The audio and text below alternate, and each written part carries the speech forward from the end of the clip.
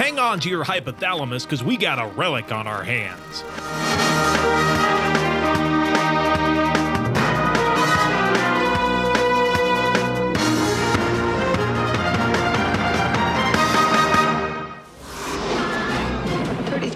Homo sapien. Pardon?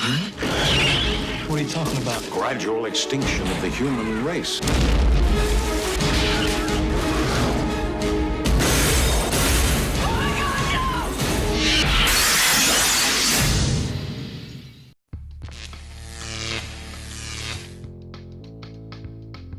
Well, now you did it. You released a monster in the Chicago Field Museum of Natural History. Now it's eating people left and right. Anybody unlucky enough to be hanging out, smoking a joint in the bathroom. Luckily, a grizzled homicide detective and an evolutionary biologist are on the case.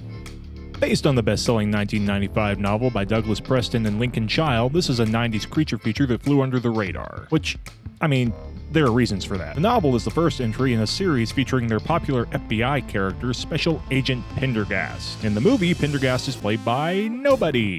He's completely omitted. I'd be hard-pressed to tell you if that was a good decision or a bad one, having not read the book myself. The movie doesn't lack for characters, so any function that he may have served has probably been delegated to one or more of them. Point is, I was unaware of his existence, so I didn't really miss him. It may seem a little counterintuitive to remove a character who goes on to be in his own series of books, but this was the 90s, back before every studio and their mother tried to create a cinematic universe with a built-in audience. How's that working out for you? I wouldn't be shocked to hear about a Pendergast TV show being in the works, though, and honestly, I might check it out. The other books in the series sound interesting. But enough about books. I want to talk about a movie, damn it. The Relic is directed by Peter Hyams? Peter Hyams, known for directing the sequel to 2001: A Space Odyssey, 2010, The Year We Made Contact. That doesn't sound right. Shouldn't it be like 2010? But then I'd have to say 2001, and that doesn't sound right. Whatever, fuck it. Other films under his belt are Capricorn 1, it's fine, Outland, haven't seen it, Time Cop, probably should see it, and End of Days, or as I like to call it, Terminator versus the Devil.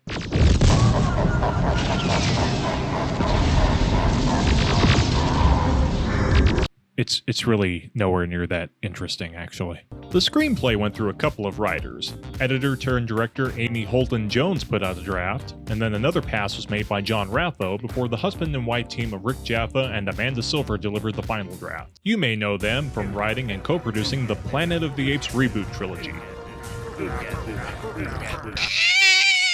This film was produced by Gail Ann Hurd and Sam Mercer, who, between the two of them, seem to have collectively helped shape my taste in movies, so cool. Obviously, the pedigree for this film is nothing to sniff at. Everyone mentioned knows how to make a good movie. So, what's the movie about? We open on an anthropologist studying a South American tribe performing some form of ritual. After partaking in some communal hallucinogenic soup, alright, the high hits him faster than he thought it would, and the tribesmen just start messing with him, which is actually really funny to me.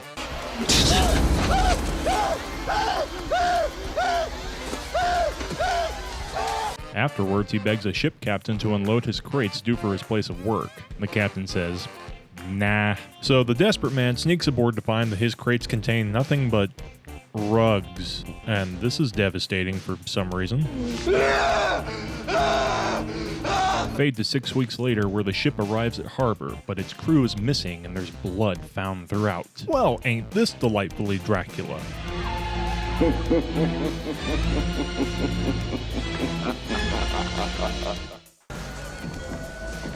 It's blood. Yeah, no shit, Hollingsworth. What the fuck else is it gonna be? Jam? Catsup? I mean, you're both homicide detectives. Stands to reason that the red stuff on the wall is probably blood. Eventually, the crates arrive at their destination, the Field Museum. But something came with them. Something large and ancient and hungry.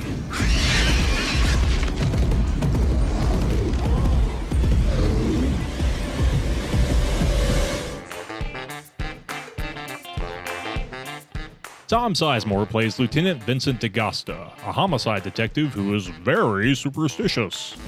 Is it face up? Down. Don't touch it. Face down's bad luck. What? Shit! Cat! Nearly gave me a heart attack. Was it a black cat? No, don't step over it. It's bad luck. I'm of the opinion that if you want to cast a gruff, street-smart guy in the 90s, it's hard to go wrong with an actor like Tom Sizemore. Sweeping teams of 2. Nobody goes in alone. This place is not going to open until every room is clear. I'll go. That being said, he doesn't really give off a leading man presence in this one. Two films that come to mind are Heat and Saving Private Ryan. In both of those films, he gives a great supporting performance. We don't kill that son of a bitch crap, now you're gonna shoot me, huh? He's better than you. Then why don't you just do it, Sarge?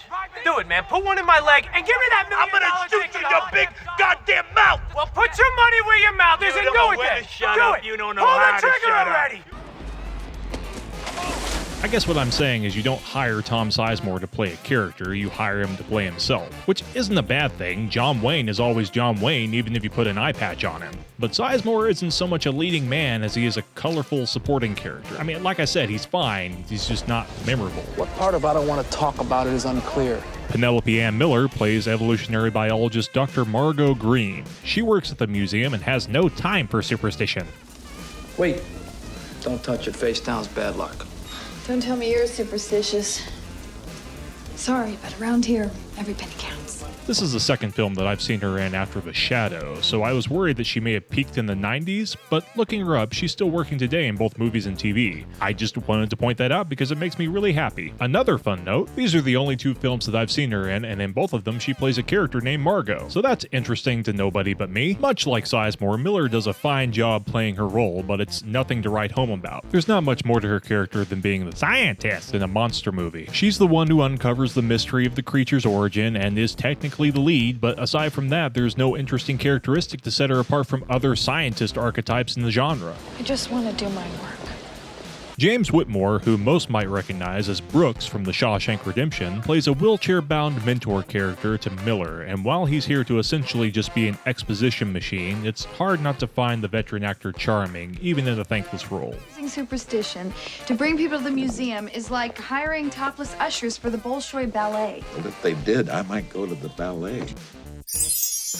Linda Hunt plays the museum's curator. At the beginning of the movie, she starts acting like the mayor from Jaws because she desperately wants this museum exhibit to be open because benefactors and whatnot. Lieutenant, I don't mean to downplay the horror of this tragedy or the urgency of your investigation, but what about the museum? Are you going to close the beaches? But eventually she comes around at the end. Dr. Cuthbert, I'm sorry, but I don't think you should do this. Bullshit, Tom. You're fired. Like most of the other roles in this movie, there really isn't any meat for this Oscar winner to sink her teeth into. I like her because she's Linda Hunt, but really that's the only reason. Clayton Royner is Detective Hollingsworth, the subordinate to Sizemore's character. He's instrumental in saving a ton of people and is a brave guy, so that's cool, I guess. I hate to keep saying this, I like all the actors in the movie, but as written, the characters leave a lot to be desired. It's blood. Of course it is! I'm gonna butcher this guy's name. Chimoy Lo is Greg Lee, a rival for Miller's character, as they're both scientists seeking the same grant at the museum. I have every right to apply for any grant. So you go behind my back and apply for my grant.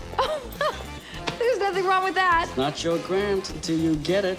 Lo's character is part of a trope that I'm not too fond of in the horror genre, that of the underhanded, conniving character whom you want to see eaten by the monster. It's only worked twice for me, Burke from Aliens, and Benny from The Mummy.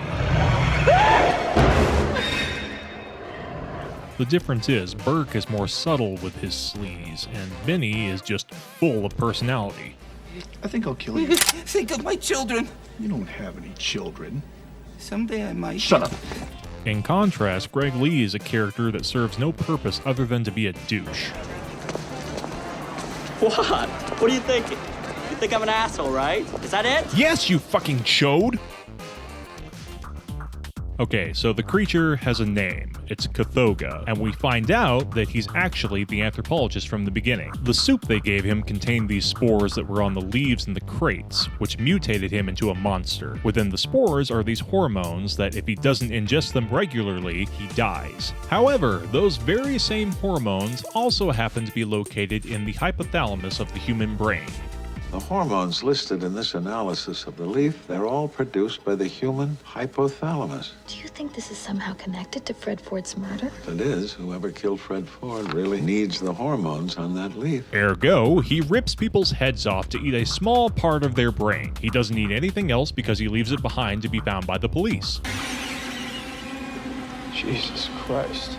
First of all, that's wasteful. Second, Cthulhu's fucking huge. If it's only eating a little bit of gray matter per kill, how is it able to function? Is its metabolism absurdly low? Is the hypothalamus loaded with calories? It just seems like a massive oversight in the writing. He's not eating enough. Your mother worries about you, Cthulhu. Speaking of Cthulhu, I love the design of the monster. It's described as a mythical chimera, which is a combination of multiple animals to make a ferocious super beast. Part lion, part lizard, part insect. It's a great concept. It comes from Stan Winston, who is definitely in the pantheon of creature effects with the likes of Ray Harryhausen and Eiji Tsuburaya. Stan Winston is credited for creature effects on the Relic, however, the design of the creature was created by Mark Crash McCreary, and many other people worked on the creature's design as well. Filmmaking is a collaboration. There is no I in team.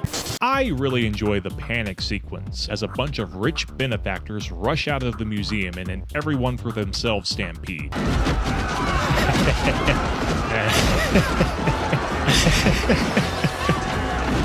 It's reminiscent of the theater scene from The Blob. Incidentally, The Blob is probably a better monster movie by comparison. It's the most horrible thing I've ever seen in my life. Another moment that I enjoy is the tunnel scene, where Cthulhu is snagging more rich people from underneath murky water.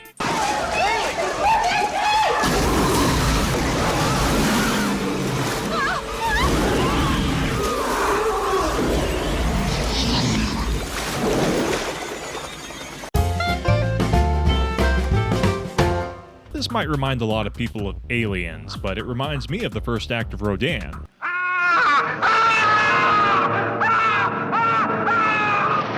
Incidentally, both of those are also better monster movies by comparison.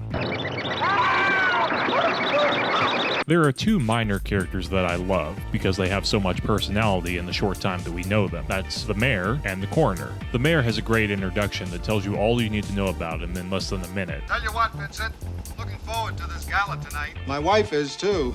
She bought a killer dress that shows off her cleavage. Did you ever see my wife's cleavage? It's in all the papers. Can't say that I have, Your Honor. Well, you're one of the few people in the city of Chicago who hasn't. The coroner only has one scene, but it made me really wish she had more because she is hilarious. We have an African-American male, probably age 55 to 60, height 5'4", with his head maybe 6'1", weight 160, give or take, if you know what I mean. And hey, wait a minute, this brain's light, even for a man. The movie is a little over an hour and a half long, but it feels much longer. I enjoy a slow burn of a movie, but it takes forever to get to the monster in this monster movie. The main characters don't even see it until an hour and 16 minutes in. They weren't even aware of its existence. As far as they knew, they were dealing with a serial killer. And it's not even a great reveal. The scene where Greg gets killed is a much better one and should have been the first real glimpse of the monster.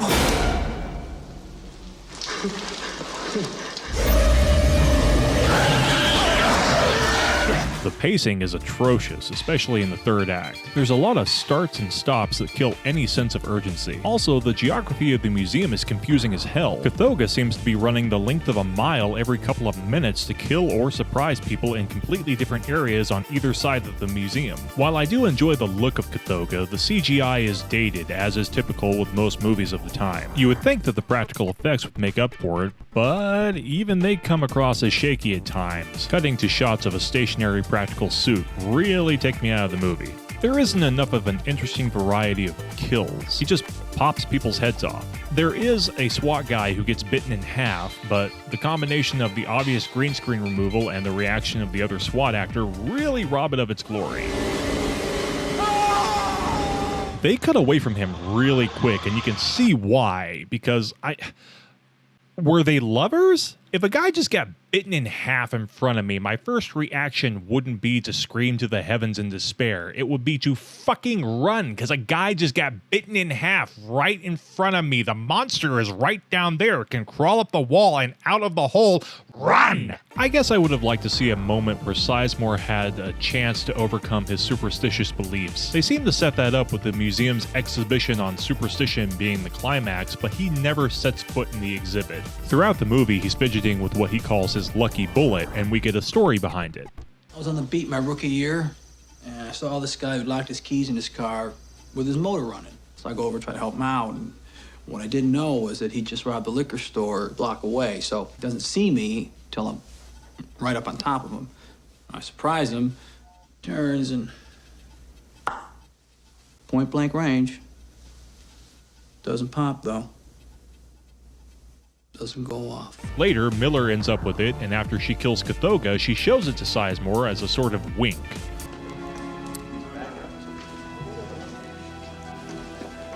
Keep it. My problem with this moment is that it implies that it helped her somehow, when in reality there was no luck involved. She used her knowledge of the laboratory to blow up the monster, that's it. It would make more sense if she happened upon her solution somehow. You know, luckily. With luck. From the lucky bullet. Then you can make the argument that the bullet did something. Or, maybe, just a thought, she could have used the bullet somehow. She could find a gun and put the bullet in it, and it miraculously works with that gun. Like, what are the odds? Almost as if it's lucky. Then she could shoot a tank or something and it blows up and burns the monster alive. The bullet was set up, and the writing implies that there was a payoff, but there really wasn't. I don't know, that annoyed me. Also, get ready to hear the word hypothalamus a billion times. They say it so goddamn much. Human hypothalamus. Hypothalamus. Hypothalamus. Hypothalamus. Hypothalamuses? Hypothalamus? Hypothalamus. Hypothalamus. You mean the hypothalamus. What's he doing? Starting a hypothalamus collection?